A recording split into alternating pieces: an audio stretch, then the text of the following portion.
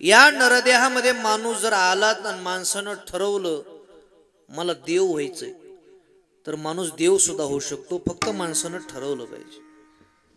यशवंतराव चव्हाण म्हणून या महाराष्ट्राचे माजी मुख्यमंत्री होऊन गेले.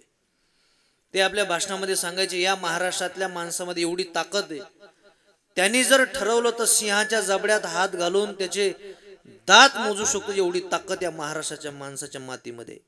पण हे वाक्य संपल्यानंतर ते पुढचं वाक्य लगेच बोलायचे, असं माणूस मेला तरी ठरवत नाही, फक्त माणसानं ठरवलं पाहिजे. आज विज्ञानानं ठरवलं तर आज माणूस एवढा पुढे गेलेला आहे. आज माणूस चंद्रावर, मंगळावर बुलेट ट्रेन, मेट्रो ट्रेन, समृद्धी महामार्ग आमच्या मराठवाड्यातून गेलेला आहे. एवढा माणूस पुढे गेला.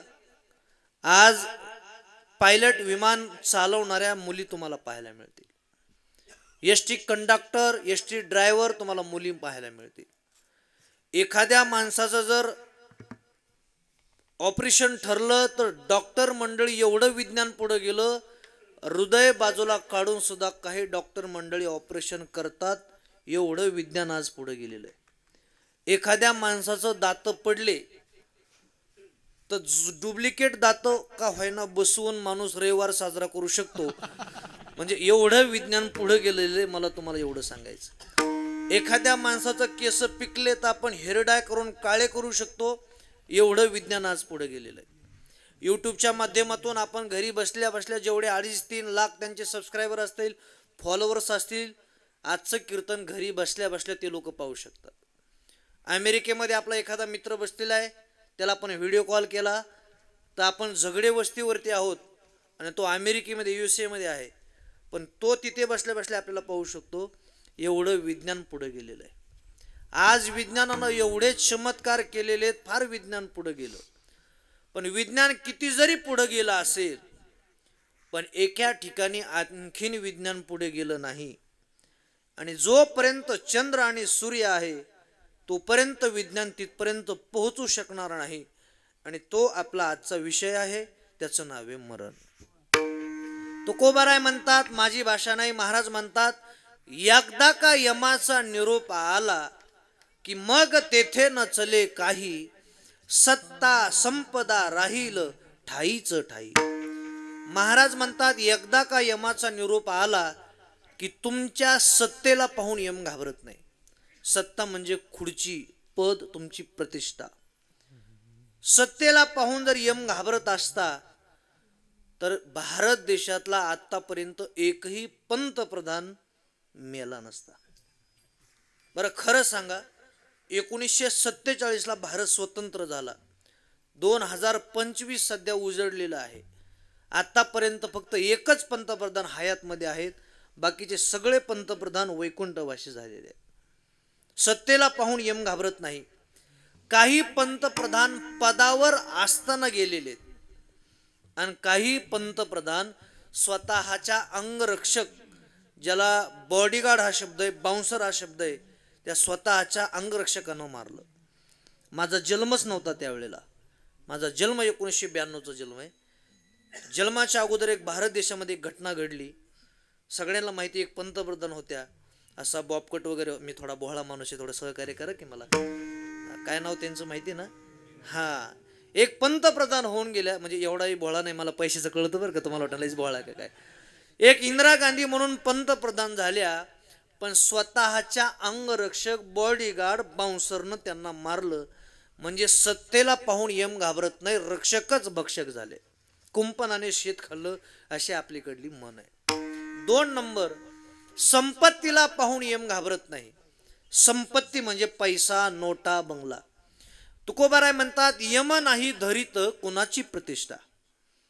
यम कुणाची प्रतिष्ठा धरत नाही. यम असा विचार करत नाही की गावामध्ये लोणीमध्ये चांगली ही आसामी आहे, बँकेमध्ये 50 कोटी रुपयाची यांच्या FD आहे, एक मुलगा क्लास 1 अधिकारी आहे, दुसरा मुलगा क्लास 2 अधिकारी आहे, सुनई चांगल्या पोस्टवरती आहे. महाराज म्हणतात, तुमच्या संपत्तीला पाहून यम घाबरत नाही. खरं तर यमाचे गरीब माणसावर फार उपकार आहेत. यम आणखीन भ्रष्टाचार करत नाही, यम आणखीन लाच घेत नाही, यम आणखीन रिश्वत घेत नाही. साध्या आपल्या कर्जत तालुक्याच्या भाषेत यम आणखीन टेबला खालून घेत नाही. यमाने जर लाच घेतली असती, सध्या प्रत्येक क्षेत्रामध्ये भ्रष्टाचार चालू आहे. इंद्रापासून तर उंदरापर्यंत भ्रष्टाचार चालू आहे. वाळू खाय, मुरुम खाय, डबर खाय, सिमेंट खाय, शाळा खाय, गट्टू खाय, नाल्या खाय, डांबर खाय. आणखीन काय राहिले का ते जाऊ दे, ते कीर्तन झाल्यावर सांगू बाकीचं काय राहिले ते, बरोबर का नाही. म्हणजे एवढ्या ठिकाणी भ्रष्टाचार आहे. पण यमाचे उपकार आहेत. यम आणखीन लाच घेत नाही, रिश्वत घेत नाही. खरं तर यमाने जर लाच घेतली असती, रिश्वत घेतली असती, पैसे घेतले असते, तर श्रीमंत लोकांना यमाला कोरा चेक दिला असता. तो वाटल तेवढा आकडा टाक, मी सिग्नेचर करू तू म्हणले असते. पण यमाचे उपकार आहेत. यम आणखीन लाच घेत नाही. यमाने पैसे घेतले असते तर आपल्या गावातले गरीब माणसं अगोदर मेले असते आणि श्रीमंत माणसं तशीच जिवंत राहिली असते. रतन टाटा तसेच जिवंत राहिले असते. पण महाराज म्हणतात तुमच्या संपत्तीला पाहून यम घाबरत नाही. आणि 3 नंबर, तुमच्या विद्वत्तेला पाहून यम घाबरत नाही. विद्वत्ता म्हणजे हुशार, चतुर, चाणाक्ष. तुमच्याकडे कोणती डिग्री आहे याच्याशी यमाला काहीही देणं घेणं नाही. हे म्हणतील महाराज मी मृदंगात विशारद झालेलो आहे, डिग्री दाखवील. हे म्हणतील मी अलंकार झालेलो आहे, मी सर्टिफिकेट दाखवील. विलाज नाही. काही म्हणतील महाराज मी ॲडव्होकेट आहे, मी सरपंच आहे, मी इंजिनियर आहे, महाराज मी MBBS MS आहे, महाराज मी MD आहे. महाराज म्हणतात तुमच्या विद्वत्तेला पाहून यम घाबरत नाही. भारत देशातील आणि दुसऱ्या देशातील काही तुम्हाला मी 4-5 उदाहरण सांगतो, म्हणजे तुम्हाला आजचं कीर्तन आपल्या लक्षात राहील. विद्वत्तेला पाहून यम घाबरत नाही. आपल्या भारत देशामध्ये एक डॉक्टर होऊन गेले. त्या डॉक्टरांचं नाव होतं नीतू मांडके नावाचे एक डॉक्टर. ते डॉक्टर होते हृदयाचे स्पेशलिस्ट. अनेक लोकांचं बायपास ऑपरेशन त्यांनी केलं. बायपास कधी करतात? एखाद्याचा गुडघा खराब झाला की मग बायपास ऑपरेशन करतात, बरोबर आहे ना. तुम्ही हो म्हणाले, माझ्याकडे नुसते टोळू पाहायला लागले तुम्ही, हो ना. अहो ब्लॉकेज झालं शरीरामध्ये, आपल्या हृदयामध्ये काही ब्लॉकेज झाले तर मग त्याचा बायपास करतात. अशा लाखो लोकांच्या बायपास ऑपरेशन ज्या डॉक्टरांनी केले, हृदयरोग स्पेशालिस्ट, त्याच डॉक्टरांना एके दिवशी अचानक हार्ट अटॅक आला. त्यांनी सिस्टरला सांगितलं मला ह्या गोळ्या दे, मला हे इंजेक्शन दे. आणि असं बोलत बोलत डॉक्टर वैकुंठवासी झाले. तुमच्या विद्वत्तेला पाहून यम घाबरत नाही. असेच एक गुजरात राज्यामध्ये गौरव गांधी नावाचे हृदयरोग स्पेशलिस्ट डॉक्टर झाले, पण त्यांना सुद्धा हृदयविकाराच्या तीव्र झटक्यानं जावं लागलं. तुमच्या विद्वत्तेला पाहून यम घाबरत नाही. जगातील सर्वात मोठं तुम्हाला एक 3रं उदाहरण सांगतो, म्हणजे तुमच्या लक्षात येईल. आपल्याला आयुष्य भगवंताने दिलेले 100 वर्ष, काकड्यामध्ये तसा उल्लेख आहे, शतक गणिले ते अर्धरात्र खाय. 100 वर्ष आयुष्य आपल्याला दिलेलं आहे. पण एका व्यक्तीनं देवाला चॅलेंज केलं की मी 150 वर्ष जगणार. आयुष्य किती दिलं? पंक्ती धरायचे का लगेच? आयुष्य किती दिलेलं आहे आपल्याला? 100 वर्ष. त्यानं भगवंताला चॅलेंज केलं मी 150 वर्ष जगणार. त्या व्यक्तीचं नाव मायकल जॅक्सन नावाचा एक व्यक्ती. ऐका आता. त्यानं तंतोतंत नियोजन केलं. 12 डॉक्टरांची टीम कायम सोबत. दिवसभरामध्ये आपल्या शरीरात कोणते कोणते चेंजेस बदल होतात हे डॉक्टरांनी पाहायचे. काय खायचं, किती खायचं, काय प्यायचं, कोणतं प्यायचं हे लॅबमधून टेस्ट करून यायचं. डॉक्टरने सांगायचं मगच खायचं, मगच प्यायचं. एवढं नियोजन केलं. आणखीन काय नियोजन केलं? एखादा अवयव शरीरातला खराब झाला तर अगोदरच पैसे देऊन, याला इंग्लिशमध्ये डोनर हा शब्द आहे, मराठीत दाते हा शब्द आहे, अगोदर पैसे देऊन त्यानं डोनर तयार करून ठेवले होते. किती वर्ष जगायचं होतं? 150 वर्ष जगायचं. एवढं नियोजन त्यानं केलं. पण एके दिवशी असा अचानक आला, वयाच्या 51व्या वर्षी तोच मायकल जॅक्सन या जगाचा निरोप घेऊन निघून गेला. आणि 150 वर्ष जगायचं स्वप्न त्याचं अधुरं राहिलं. तुमच्या विद्वत्तेला पाहून यम घाबरत नाही. आणखी सर्वात मोठं 4थं उदाहरण सांगतो, म्हणजे तुमच्या लक्षात येईल. एका व्यक्तीनं ब्रह्मदेवाला प्रसन्न करून घेतलं. ब्रह्मदेव प्रसन्न झाले. बोल म्हणले तुला काय पाहिजे. त्याने सांगितलं ब्रह्मदेवा मला मरण नकोय. काय मागितलं त्यानं? मरण नकोय. ब्रह्मदेवाने सांगितलं अरे बाबा हे सोडून काहीतरी दुसरं माग. त्याने सांगितलं नाही तपश्चर्या तेवढी घनघोर केलेली आहे, मला पर्यायी मार्ग मी निवडतो, मला मरण नकोय. माग म्हटले वरदान देऊन टाकतो. म्हणून त्यानं वरदान मागितले. काय मागितले आता बघा माझ्याकडे. मला मरण स्त्रीकडून नको, पुरुषाकडून नको, नराकडून नको, मादीकडून नको, जमिनीवर नको, आकाशामध्ये नको, घरात नको, दारात नको, शस्त्राने नको, अस्त्राने नको, अग्नीकडून नको, पाण्याकडून नको, दिवसा नको, रात्री नको. सगळे वरदान मागितले. ब्रह्मदेवाने देऊन टाकले. तथास्तु. ब्रह्मदेवाचे पिये शेजारी बसले होते. पिये म्हणजे कळतं ना, चहापेक्षा किटली गरम ते आपले पिये. ते पियाने विचारलं देवा तुम्ही एवढे वरदान त्याला दिले, तुम्ही याला मारताल कशी? म्हटले कसं म्हणजे? माणूस एक तर मरताना स्त्रीकडून मरेल किंवा पुरुषाने मरेल किंवा अकाली मरेल, अकाली निधन झालं. तुम्ही दोन्ही वरदान दिले, स्त्री नाही, पुरुष नाही, नर नाही, मादी नाही. एखाद्या वेळेला आपण शेतामध्ये कामाला गेलो, बिबट्याने हल्ला केला, रानडुकराने हल्ला केला, त्याच्यामध्ये आपण मृत्यू होऊ शकतो. तुम्ही हे वरदान देऊन टाकलं. एखाद्या माणसाला सुपारी दिली, स्त्रीला दिली, पुरुषाला दिली, त्याच्यामध्ये मृत्यू होऊ शकतो, हे वरदान देऊन टाकलं तुम्ही.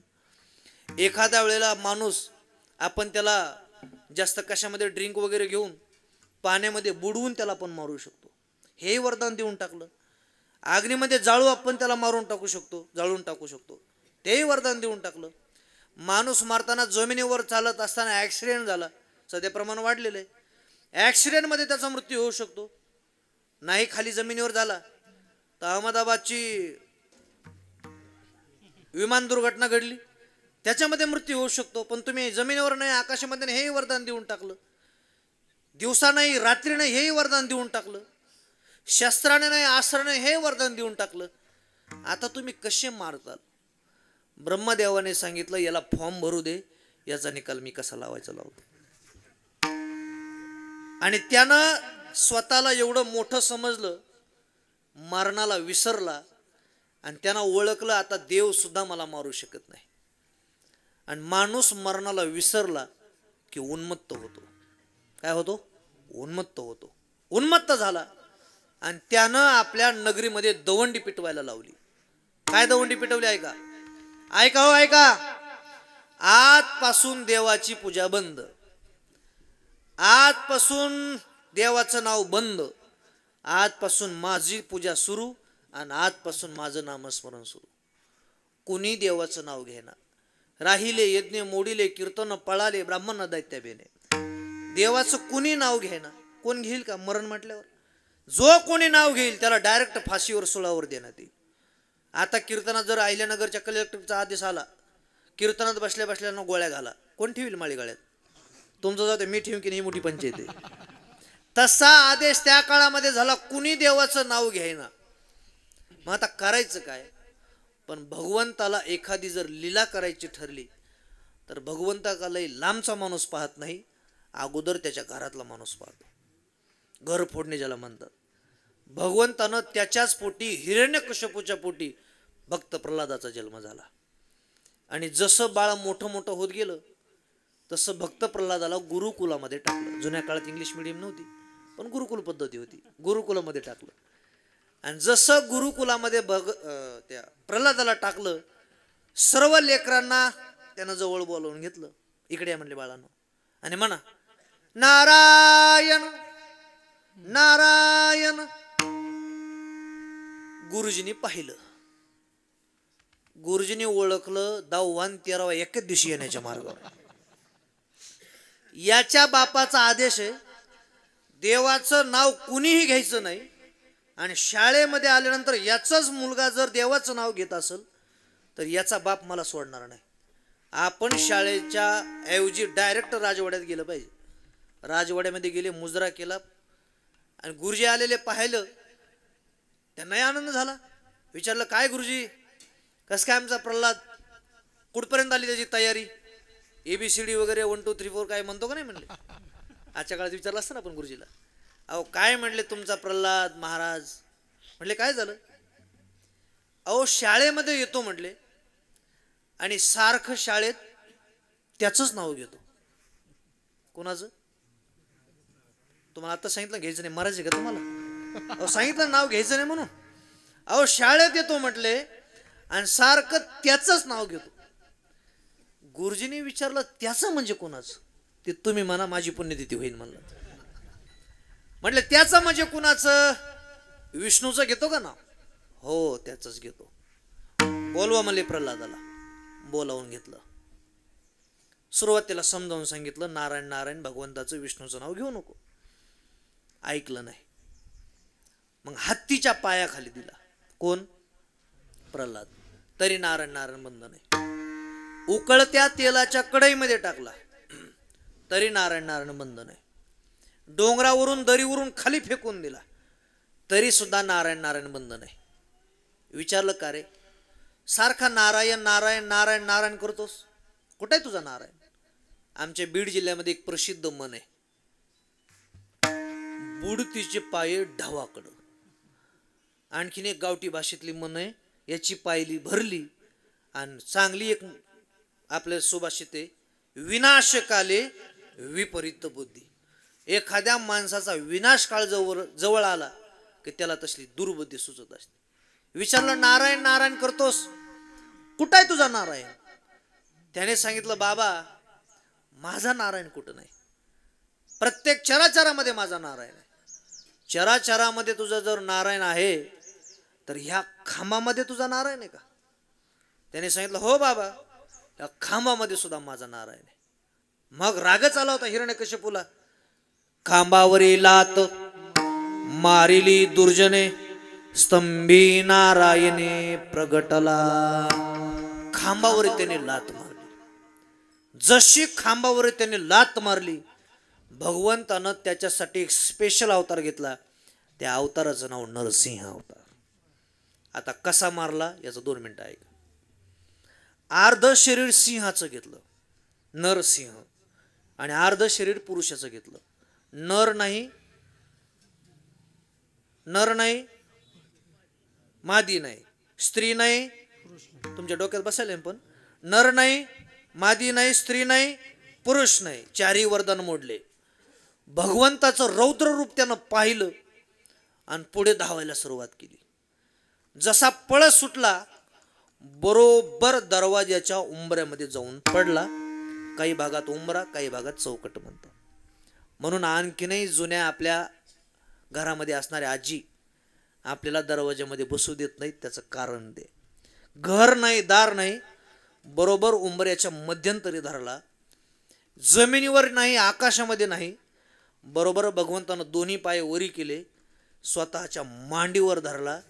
जमीन नाही, आकाश नाही, दिवसा नाही, रात्री नाही. फार डोकं लावलं होतं त्यांनी, पण भगवंत चतुरातो शिरोमणी त्याच्यापेक्षा पुढचं डोकं लावलं. हे जरी विद्यार्थी असेल तर ते मुख्याध्यापक होते ना, बरोबर की नाही? भगवंतानं पुढचं डोकं लावलं. जमिनीवर नाही, आकाशाने मी स्वतःच्या मांडीवर धरला आणि बरोबर सूर्यास्ताच्या वेळेला, दिवसही नाही रात्रही नाही, तेवढ्याच टायमिंगला धरला. देवाकडे मारण्याकरता काहीच नव्हतं. त्यानं वरदानही मागितलं, शस्त्राने नको, अस्त्राने मरून नको. त्याला माहीत होतं सुदर्शन चक्राने मारेल, हे बंदुकीनं मारेल, त्या काळात नव्हती म्हणा, पण गद्याने मारेल, तरवरीने मारेल.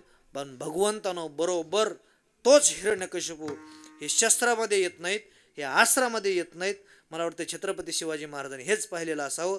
आणि मग अफजल खानाचा कोतळा बाहेर काढला आणि तोच हिरण्यकशिपू स्वतःच्या मांडीवर धरला आणि टरा टरा टरा टरा हिरण्यकशिपू फाडला.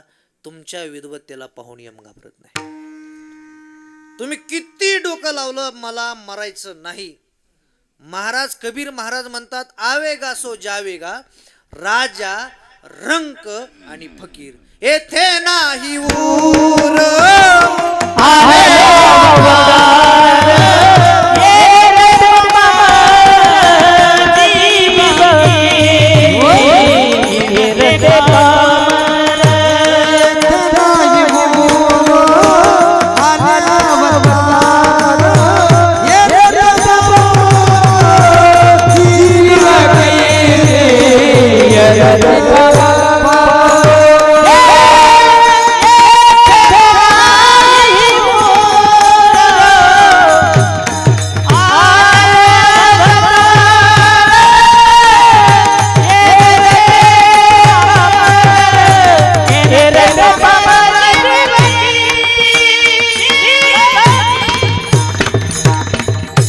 येथे नाही उरो आले अवतार, एरते पामर जीव किती.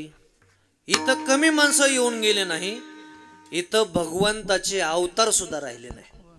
मग ऐका लोणीकर, जिथं भगवंताचे अवतार राहिले नाही तिथं अवतारले राहतील का? हो बोला की. जिथं देवाचे अवतार राहिले नाही तिथं अवतारले काय? एका लेखकाचं म्हणणं आहे, ऐका. तुमच्या इकडं लोणीला सूर्य किती दिवसाला उगवतो? बोला की राव. रोज उगवतो ना. आणि मावळतो किती दिवसाला? 3 दिवसाला एकदा. हा रोज मावळतो. सकाळी उगवला संध्याकाळी मावळला. डेली सायकल रोटेशन पद्धतीने चालू आहे. सकाळी उगवला संध्याकाळी मावळला. तसं एका लेखकानं याच शरीराला सूर्याची उपमा दिली. एकदा सूर्य उगवला रे उगवला की हळूहळू हळूहळू मावळतीला जाणार आहे. तसा हाच सूर्य एकदा उगवला रे उगवला की हळूहळू हळूहळू हा मावळतीला जाणार आहे. 12 वाजता सूर्य बरोबर येतो माध्यानाला, म्हणजे डोक्यावरती येतो. ज्यांचे 50 वर्ष कंप्लीट आहेत त्यांचे बरोबर 12 वाजलेत. यायला की ध्यानात? ज्यांचे 50 वर्ष कंप्लीट आहेत बरोबर 12 वाजलेत. माझं 33 कंप्लीट आहे म्हणजे चांगलं कवळ ऊन पडलंय म्हणायचं. बरोबर. ज्यांचे 70 वर्ष कंप्लीट आहेत जवळजवळ 3 वाजलेलेत म्हणायचं. आणि जे 90च्या पुढे गेलेलेत 11 आला म्हणायचं का? बरोबर, ठीक आहे, काय अडचण नाही. मावळतीला चाललाच असं म्हणायचं. चढता सूरज धीरे धीरे ढलता है ढल जाएगा.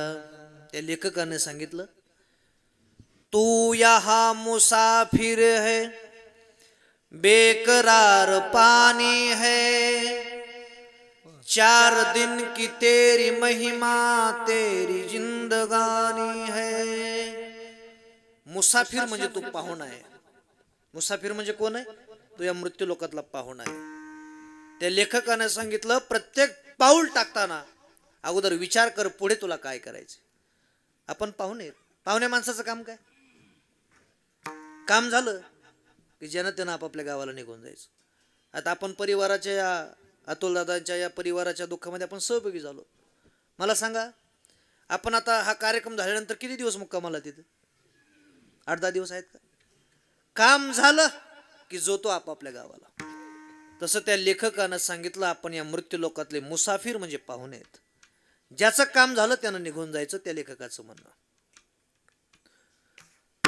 तू यहाँ मुसाफिर है, बेकरार पानी है, 4 दिन की तेरी महिमा तेरी जिंदगानी है.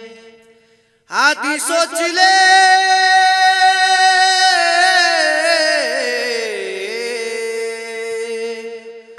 आधी सोच ले फिर भी ये कर ले मौका, हाथ ना तेरे आएगा. पुन्हा ही संधी येणार नाही. आधी सोच ले फिर भी ये कर ले मौका, हाथ ना तेरे आएगा. चढ़ता सूरज धीरे धीरे ढलता ही ढल जाएगा. जिंदगी एक किराए का घर है, एक ना एक दिन बदलना पड़ेगा. मौत जब तुझको आवाज देगी, घर से बाहर निकलना पड़ेगा. कबीर महाराज म्हणतात, जब आएगा बुलावा हरी का, छोड़ के सब कुछ जाना पड़ेगा. एकदा देवाचं यमाचं निमंत्रण आलं की थांब मी पाईपलाईन करतो एवढी, मग काय सवड देत नाही. आपण प्रत्येक वेळेला आयुष्यभर म्हणत असतो मला ब्रँडेड वस्तू पाहिजे. कोणती वस्तू पाहिजे? ब्रँडेड. कपडे घ्यायला गेलो, ए भारी दाखव रे, ब्रँडेड दाखव. घड्याळ घ्यायला गेलो, ब्रँडेड दाखव. सोनं घ्यायला गेलो, 24 कॅरेट, 22 नको, 24 दे. आता बराच भाव झाला वाटते ना सोन्याचा. हा, सगळं आपण आयुष्यभर ब्रँडेड ब्रँडेड म्हणतो. पण असं कधी तुम्ही पाहिलं का एखादा श्रीमंत माणूस मेला, ब्रँडेड स्मशानभूमी बघा, ब्रँडेड बांबू आणा, ब्रँडेड मडका आणा, आहे का?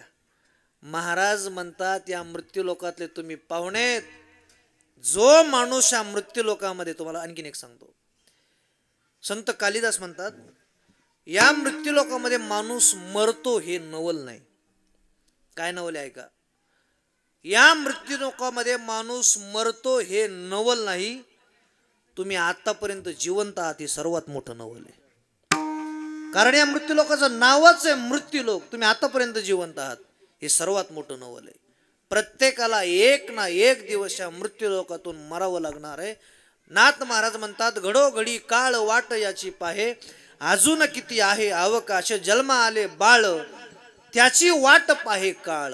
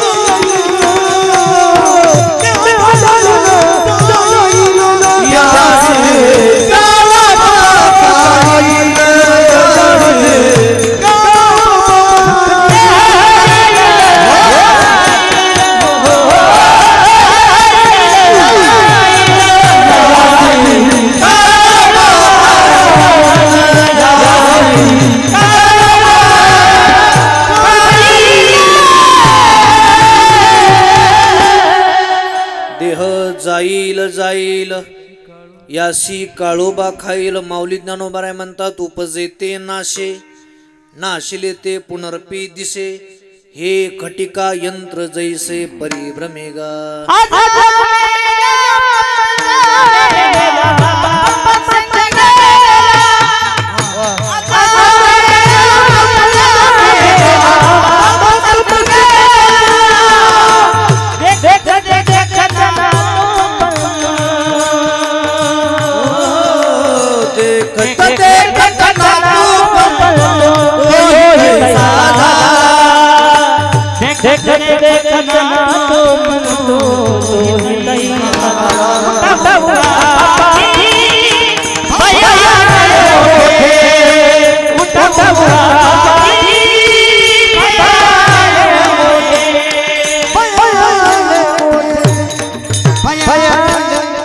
आजा मेला पंजा मेला बाप मसना गेला. कोण कोण गेलं इथं येऊन? देखत देखत नातू पंतू तोही तैसा झाला, देखत देखत नातू पंतू तोही तैसा झाला. आवेगा सो जावेगा. जो या मृत्यू लोकांमध्ये जन्माला आला एक ना एक दिवस तो मरणार आहे. फक्त माझ्याकडे बघा आता. पण खरं सांगा, जीवनाची सुरुवात चांगली असावी की जीवनाचा शेवट चांगला असावा? हा, शेवट चांगला असावा. तुमचं म्हणणं काय? शेवट चांगला असावा. अण्णा काय चांगला असावं बरं? शेवट चांगला असावा. दोन्ही बी चांगलं असं, म्हणजे दोन्ही कोण बी फॉर्म भरायचा विचार चालू आहे. हुशारच माणसं शेवटी व्हायला जाणार माहिती. तुमचं काय मत आहे दादा? सुरुवात चांगली असावी की शेवट चांगला असावा? शेवट चांगला असं. तुमचं काय मत आहे दादा?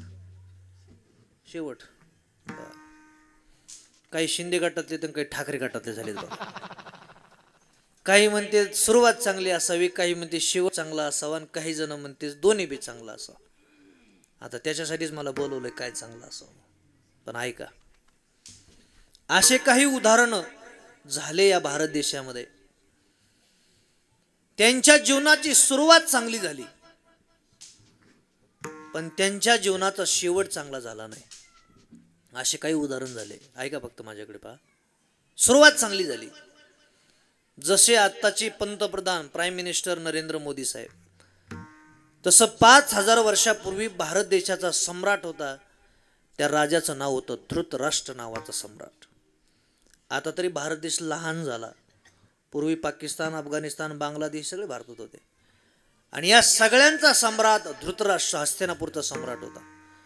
हत्ती, घोडे, लवाजमा, ऐश्वर सगळं त्याच्याकडे होतं.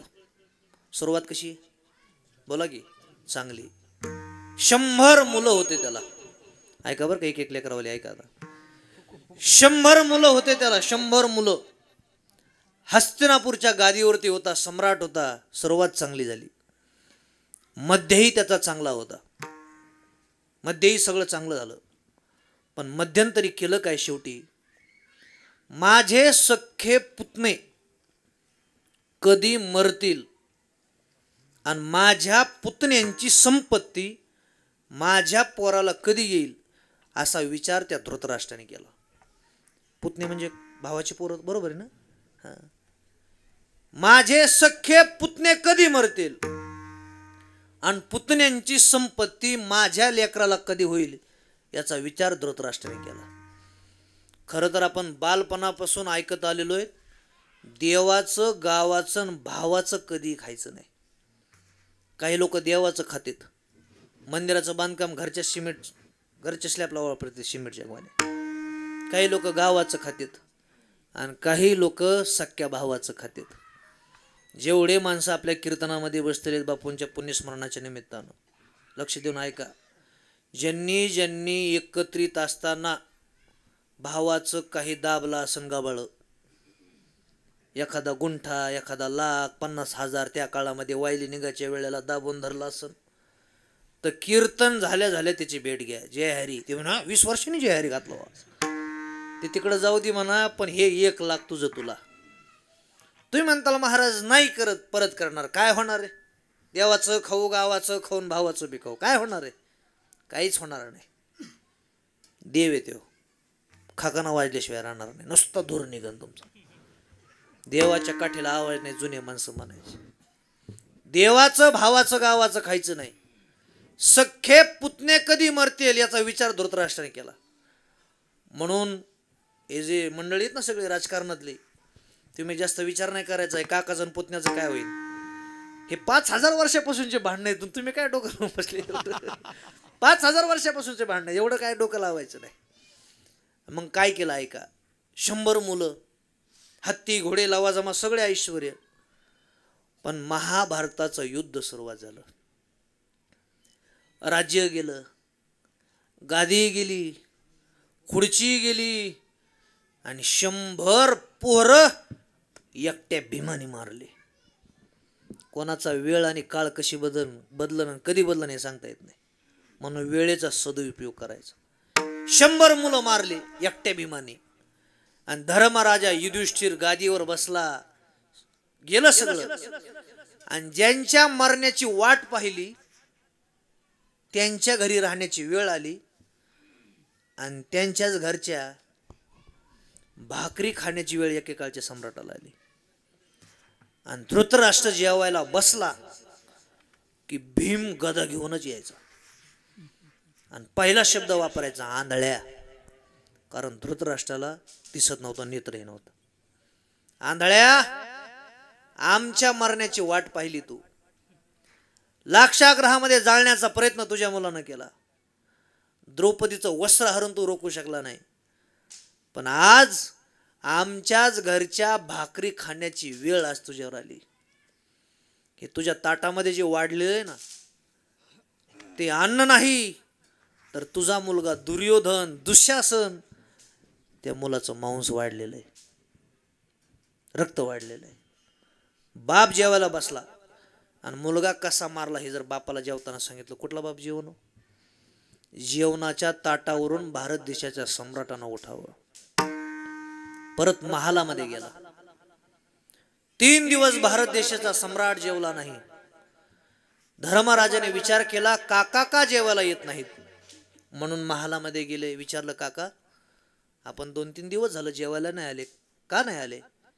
सांगितलं, अरे धर्मा, मी जेवायला बसलो की भीम येतो आणि रोज एका मुलाचं गारणं मला सांगतो, हा असा मारला तो तसा मारला. असं बोलल्यानंतर मला जेवण नाही जात. असं का?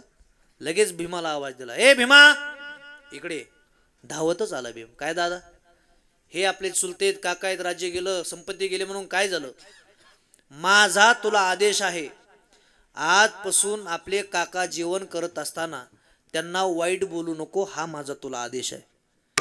भीम म्हणला, दादा आदेशाचं पालन होईल. भीमाने उलटा विचार केला. भीम म्हणला, आपल्या भावाने काय सांगितलंय? जेवण करताना वाईट बोलायचं नाही. जेवायच्या अगोदर 15 मिनिटं काय अडचण आहे? विचार काय केला लक्षात आलं का? जेवताना बोलायचं नाही ना, मग जेवायच्या अगोदर 15 मिनिटं थोडं सांगितलं बोलू नका. म्हातारं जेवायला निघालं की हे वाटतच, जय हरी. सांग का कसा मारला दुर्योधन? म्हातारं तर जागेवर पंक्चर व्हायचं. परत महालामध्ये गेला आणि विचार केला, अरे भारत देशाचा सम्राट होतो, हत्ती घोडे लवाजमा 100 मुलं, एवढं ऐश्वर्य माझ्याकडे होतं. पण आज कुत्र्यासारखी अवस्था माझी झाली. राहायचं नाही, महालाच्या बाहेर निघाला. एका अरण्यामध्ये जाऊन पोहोचला. दुर्भाग्यानं ज्या अरण्यामध्ये पोहोचला त्या अरण्याला लागला वनवा. झाडाला झाड घासला जुन्या काळामध्ये. आणि त्याच वनव्यामध्ये एकेकाळीचा राजा धृतराष्ट्र सम्राट जाग्यावर जळून भस्मसात झाला. हा भारताचा इतिहास आहे. सांगा आता सुरुवात कशी झाली? बोला की. चांगली झालती. मध्य कसा झालता? चांगला झालता. आणि शेवट सांगा कसा झाला? चांगला झाला ना? वाईट झाला. काही जणांची सुरुवात चांगली झाली आयुष्यामध्ये, पण काही सुरुवात चांगली झाली, मध्यंतरी बिघडले. तुम्ही म्हणता असं कसं काय होऊ शकतं? त्याचं एक उदाहरण सांगतो.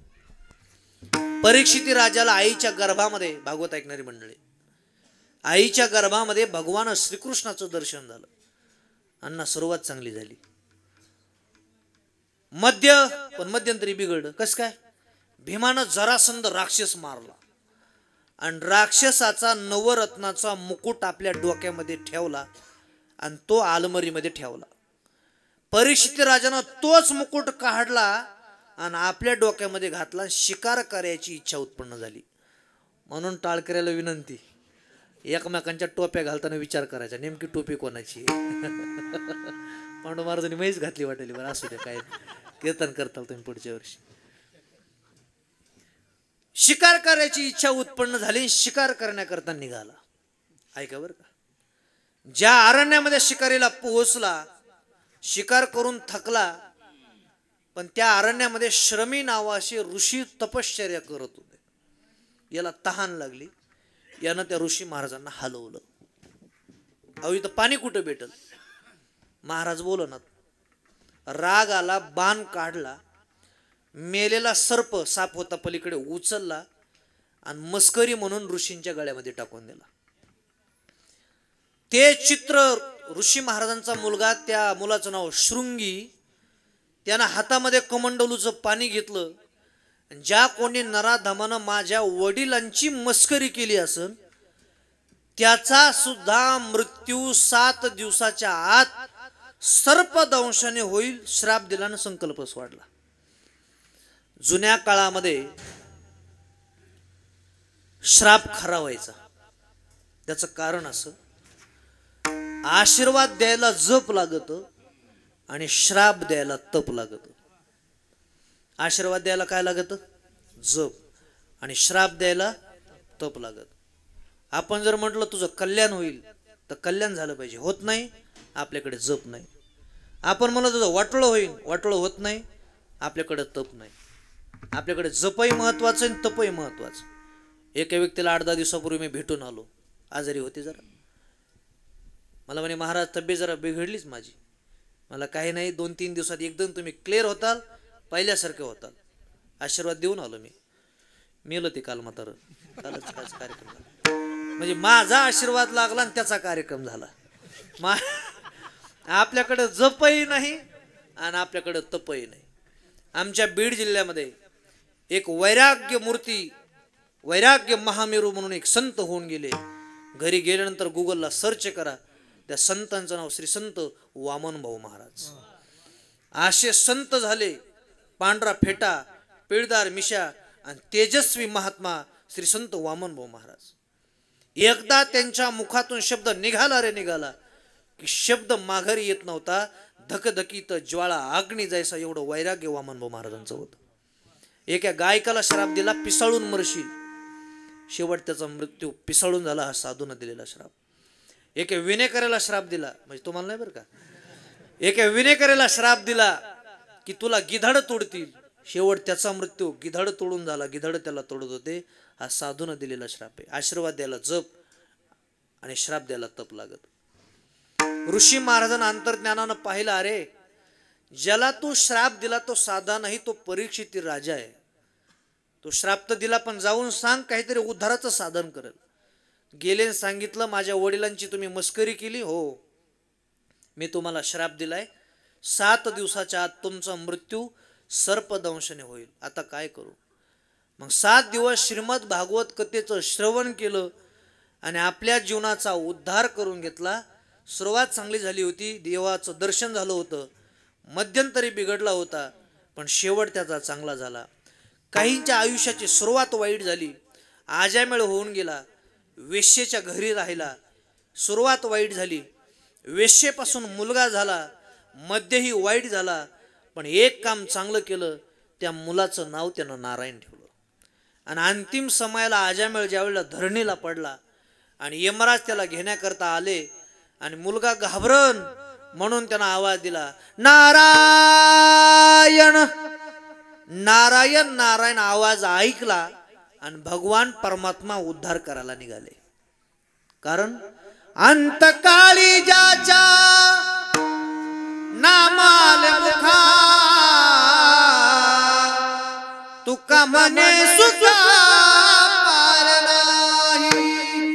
अंतिम समयाला भगवान परमात्म्याचं नामस्मरण झालं पाहिजे आणि यायला पाहिजे. भगवान परमात्मा उद्धार करायला उठले तसं लक्ष्मी मातेनं हात धरला. कोणीकडं? म्हणजे गिरायक आलंय, नारायण नारायण आवाज देतोय, उद्धार करायला जावं लागेल. लक्ष्मी मातेने सांगितलं, लईच भोळा महादेव आहे आमचा मालक, ह्यांना तर काही कळत नाही. ह्या बघा पुरुष मंडळी, मी तुमच्या वार्डात उभा आहे मतदानाला, मी तुमच्या बाजूनेच आज बोलणार आहे. तुम्हाला जर बायको म्हणली आमच्या ह्यांना जर काहीच कळत नाही, बरोबर आहे म्हणायचं, मला काहीच कळत नाही, मला जर कळत असतं तर तुझ्यासारखी विडी माझ्या पदरातच पडली नसते म्हणायचं, बरोबर म्हणून टाकाय. अगं सांगितलं, लक्ष्मी माझं नाव जरी घेत नसेल पण नारायण नारायण नाव अगोदर कुणाचं आहे? अगोदर माझं आहे, मग त्याचं आहे. त्याचाही उद्धार करून घेतला. सुरुवात वाईट, मध्य वाईट, शेवट चांगला. धृतराष्ट्र सुरुवात चांगली, मध्य चांगला, शेवट वाईट. परीक्षित राजा सुरुवात चांगली, मध्य वाईट, शेवट चांगला. आजामेळ सुरुवात वाईट, मध्य वाईट, शेवट चांगला. पण ऐका आता, जगद्गुरु श्री संत तुकाराम महाराज सुरुवातही चांगली, जगद्गुरु श्री संत तुकाराम महाराज मध्यही चांगला आणि जगद्गुरु श्री संत तुकाराम महाराज शेवटही चांगला. अभंगाच्या पहिल्या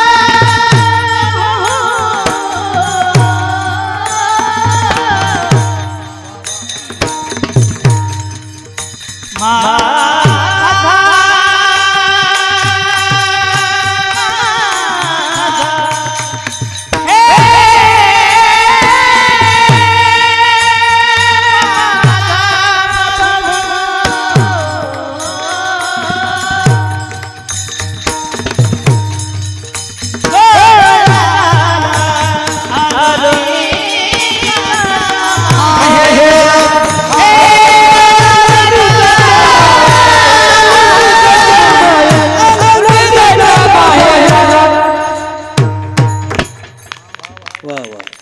शेवट तो भला माझा भाऊ गोड झाला. महाराज म्हणतात माझ्या जीवनाचा शेवट गोड झाला. आणि आजही आपल्याला बापूंचा जीवनाचा शेवट गोड करायचा. तुकाराम महाराजांची सुरुवात चांगली झाली. येताना नामदेव महाराजांचा अवतार, जगद्गुरु तुका अवतार नामयाचा. देवाने सांगितलं महाराज जा गाता लिहा लोकांचा उद्धार करा. तुकोबराने सांगितलं देवा मी मृत्यू लोकांमध्ये जाईल, पण येताना चौघाच्या खांद्यावरती जाणार नाही, न्यायला तुला यावं लागेल. सुरुवात कशी झाली? आवरायचं का? घ्यायचं करू. सुरुवात कशी झाली? चांगली झाली. आता मध्य ऐका. महाराज या मृत्यू लोकांमध्ये आले. अखंड भजन. आनंदाचे डोही आनंद तरंग, आनंदाची अंग आनंदाची अंग, आनंदाचे डोही आनंद तरंग. सारखं भजन केलं. आणि आता निघायची वेळ आली. चांगली माणसं काम झाल्यावर जास्त दिवस राहत नसतात. तुकोबराने विचार केला आपलं काम झालंय आता निघायचंय, पण देव न्यायला येत नाही. म्हणून महाराजांनी देवाला एक पत्र पाठवलं. तुम्ही सनकादिक संत मनविता कृपावंत, एवढा करा उपकार, एवढा करा उपकार, सांगा देवा नमस्कार. आणि मग निरोप देवापर्यंत पोहोचला आणि साक्षात भगवान परमात्मा महाराजांना नेण्याकरता आले. आणि महाराजांनी सगळ्या लोकांना हात जोडले. येतो आता आम्ही जातो आमुच्या गावा, आम्ही जातो आमुच्या गावा, आमुचा राम आमुचा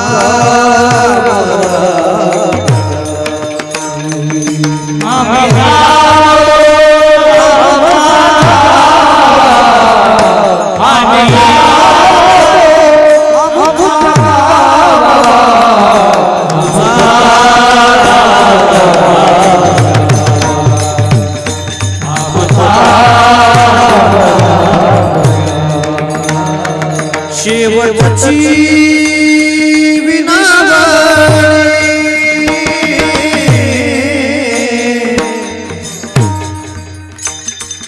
शेवटची विनावणी, संतानी परिसावी सरतो न पडावा.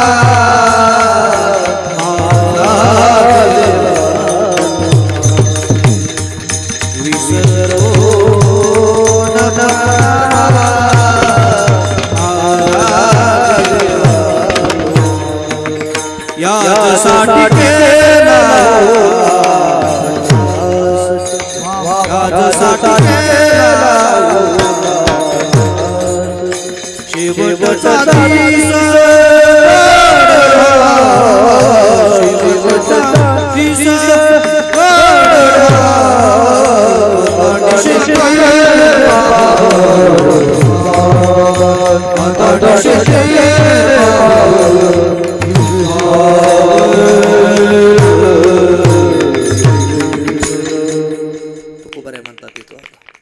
याजसाठी केला उद्धार, शेवटचा दिवस गोड व्हावा, शेवटचा दिवस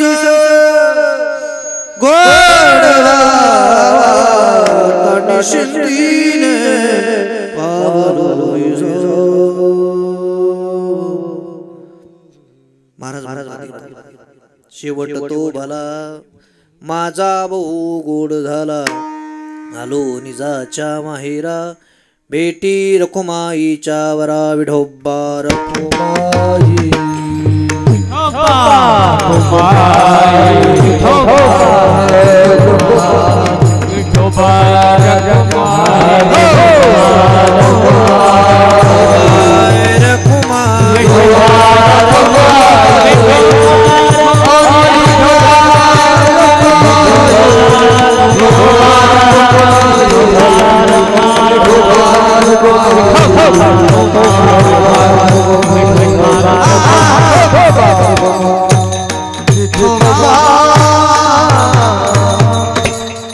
शेवट तो भला माझा बहु गोड झाला, आलो निजाच्या माहेरा भेटी रखुमाईच्या वरा.